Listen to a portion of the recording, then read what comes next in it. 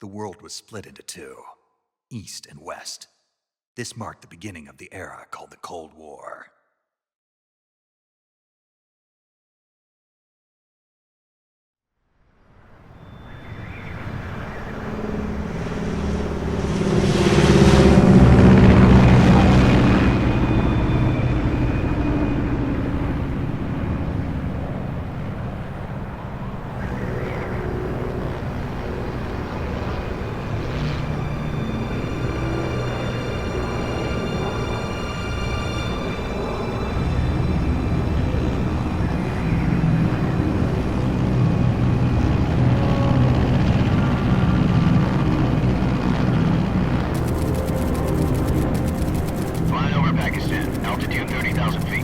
Approaching Soviet airspace.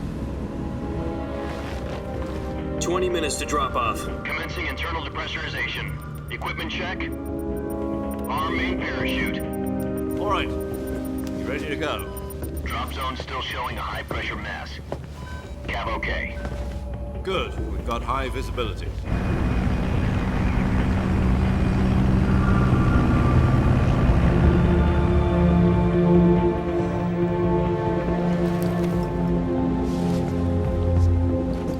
Put out that cigar. Connecting oxygen hose to interior connector. Put on your mask.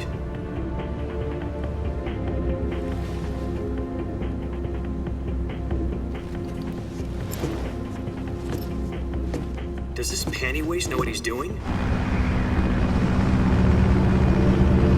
Approaching release point.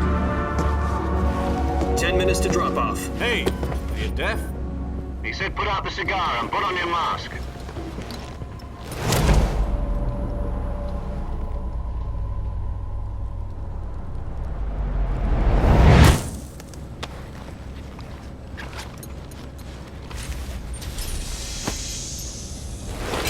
Depressurization complete.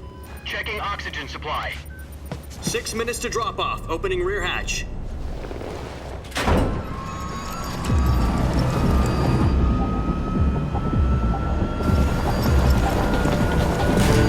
Sunrise.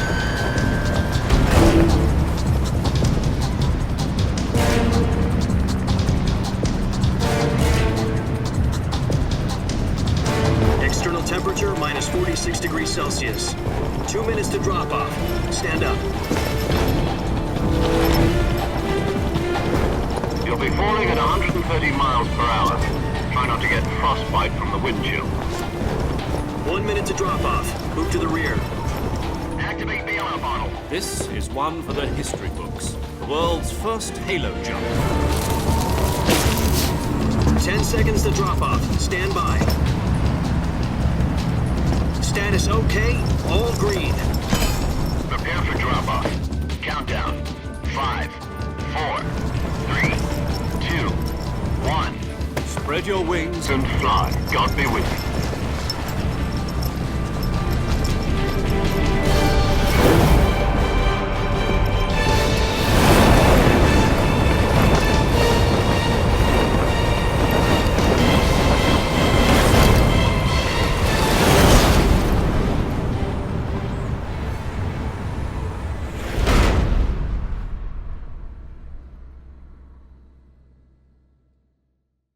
Jack, I've got some important news. The head of the CIA has finally given us the green light for the virtuous mission. Virtual mission? No, the virtuous mission. The future of our Fox unit depends on it. If it succeeds, we'll be officially organized into a unit. Virtuous mission? Sounds like some kind of initiation ritual. You know, don't get cocky. This isn't a training op. Right. So what exactly is this wonderful mission? Well, about 2 years ago, a certain Soviet scientist requested asylum in the West through one of our moles. His name is Nikolai Stepanovich Sokolov. He's head of the OKB 754 Design Bureau, one of the Soviets' top-secret weapon research facilities, and the East's foremost expert on weapons development. Sokolov? Isn't he that famous rocket scientist? The very same.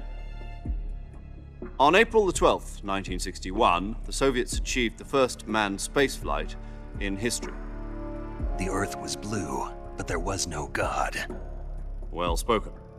The rocket that carried Yuri Gagarin into orbit was the A-1, known as the Vostok rocket. Sokolov is said to be the man most responsible for the multi-engine cluster used in that rocket. After Gagarin's flight, Sokolov left rocket development to become the head of the newly established Design Bureau. From a lowly technician to head of a design bureau, that's quite a success story, so why'd he want to defect? It seems he'd become afraid of his own creations. Afraid? Call it a crisis of conscience. And for that, he left his country and his family behind and went over the fence? Not exactly. One of his conditions was that his family was also to be taken safely to the west. We used a mole to get the family out first and succeeded in sneaking Sokolov over the Berlin Wall shortly afterwards. I was the one who conducted the operation. The security on the eastern side was still full of holes back then. Then what? We got Sokolov over in one piece, but the whole ordeal had left him exhausted, and we checked him into a hospital in West Berlin. It took him 2 weeks and more than 600 miles to get from the research facility in the Soviet Union to Berlin. He was in no condition to say anything coherent. And it was only a week later that we had something much bigger on our hands. The Cuban Missile Crisis. October the 16th, 1962, President Kennedy received word that the Soviets were in the process of deploying intermediate-range ballistic missiles in Cuba.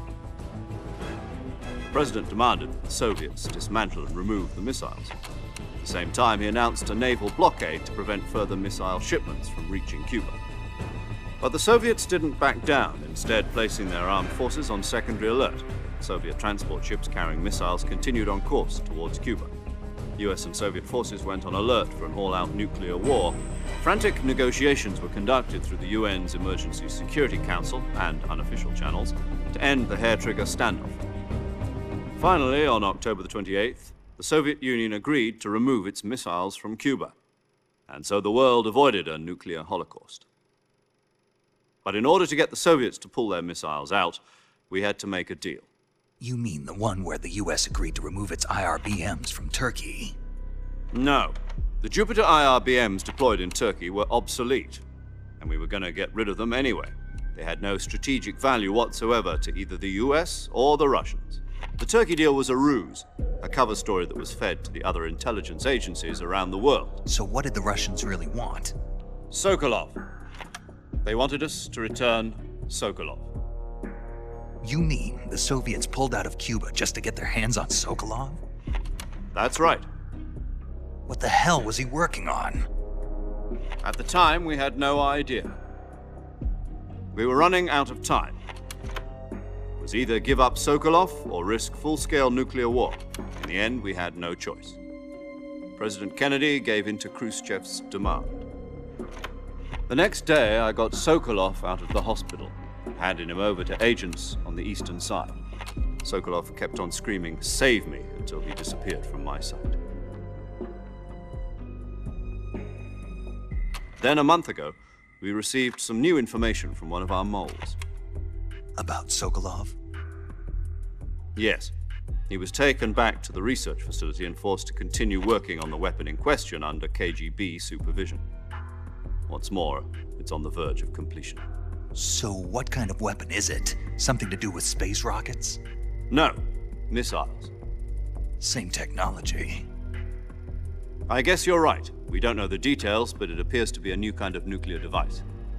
For half a year now, the Soviets have been conducting frequent nuclear tests at Semipalatinsk. Something to do with the weapon, I assume. We're talking about a secret weapon so big that Khrushchev was ready to pull out of Cuba to get it back. Is Sokolov still in the facility? No. According to our intelligence, he's in Selinoyarsk, a place in the mountains about 3 miles to the west that's known as the Virgin Cliffs. The Virgin Cliffs.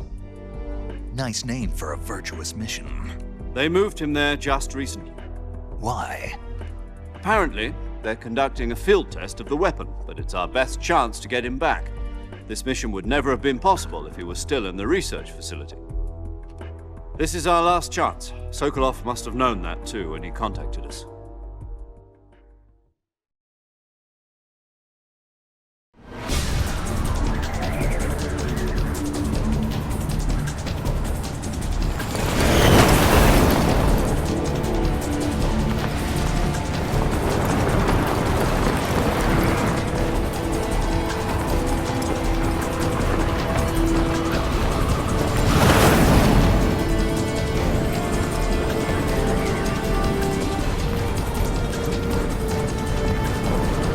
Listen up, Jack. Your mission is to infiltrate Selino-Yarsk in the Soviet mountains, ensure the safety of Sokolov, and bring him back to the west.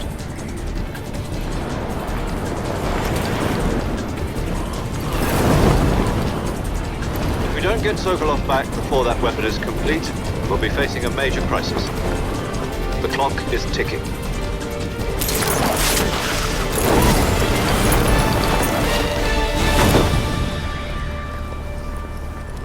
Once we've confirmed the rescue of Sokolov, stand by at the recovery point.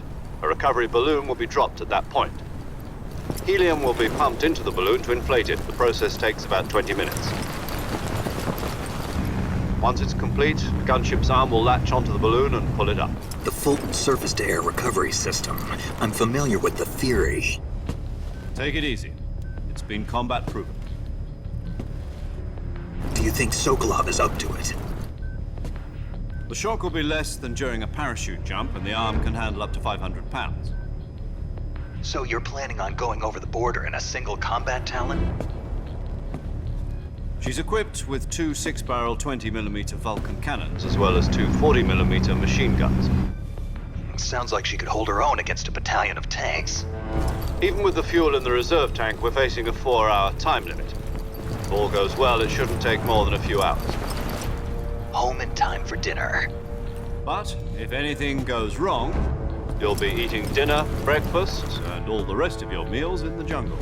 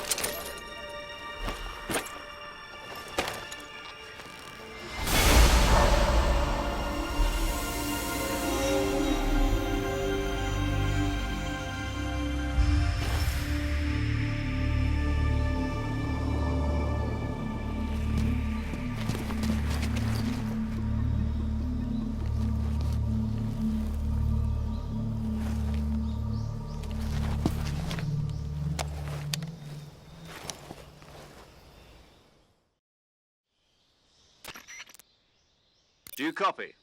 You're already in enemy territory, and somebody might be listening in. From here on out, we'll be using code names to refer to each other. Your code name for this mission will be Naked Snake. I'll be referring to you as Snake from now on. You're not to mention your real name. Snake? What, you don't like snakes? What do you mean? Well, you've eaten one before, haven't you? In survival training? I'm glad to hear that. I don't know if I'd ever order one in a restaurant, but... Be careful, you might not have a choice. What about you, Major? What should I call you? Let's see. I'll be Tom. Call me Major Tom. This will be a sneaking mission. You must not be seen by the enemy.